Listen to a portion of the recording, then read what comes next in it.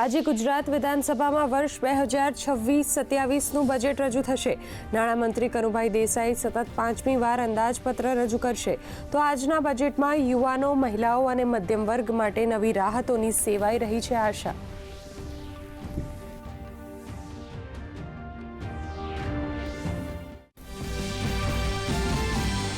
વિધાનસભામાં 2 મહત્વના બિલ પસાર। ગુજરાત દુકાન અને સંસ્થા વિધેયક સર્વાનુમતે પસાર।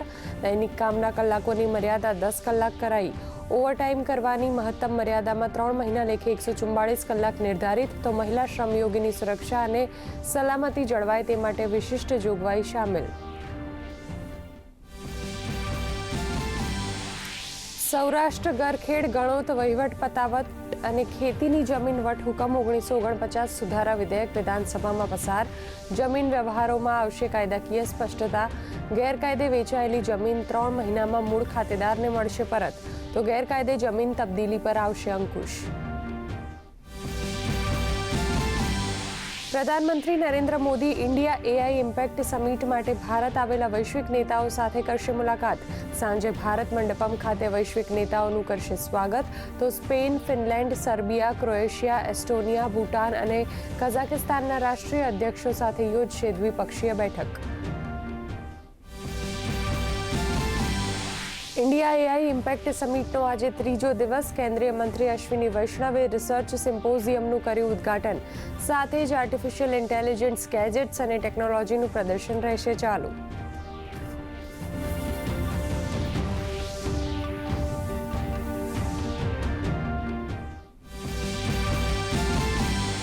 પશ્ચિમ બંગાળમાં આઈપેક વિવાદ પર આજે સુપ્રીમ કોર્ટમાં સુનાવણી। મુખ્યમંત્રી મમતા બેનર્જી પર ઈડીની કાર્યવાહી દરમિયાન દખલગીરીનો છે મામલો।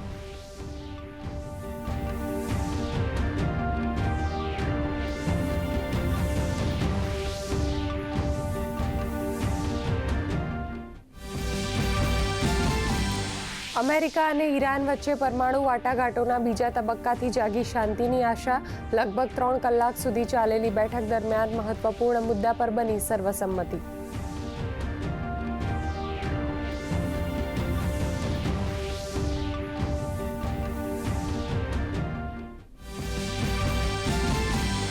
હવામાનનો બદલાયો મિજાજ। ઉત્તર ભારતમાં વરસાદ અને કરાની આગાહી। દિલ્હીમાં ગગડશે તાપમાનનો પારો। તો ગુજરાતના હવામાનમાં બેવડી ઋતુનો અનુભવ। રાજ્યમાં સૂકા વાતાવરણની આગાહી વચ્ચે છોટાઉદેપુરમાં માવઠું। કેરીના પાકને નુકસાનની ભીતિ।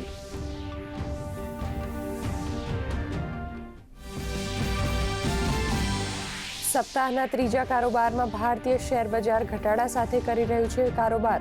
સેન્સેક્સ 83,200 અને નિફ્ટી 25,650 આસપાસ કરી રહ્યા છે કારોબાર।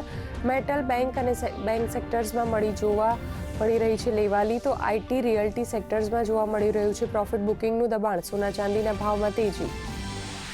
T20 વર્લ્ડ કપમાં આજે ભારત અને નેધરલેન્ડ વચ્ચે મુકાબલો। અમદાવાદમાં રમાશે સુપર ગ્રુપની અંતિમ મેચ।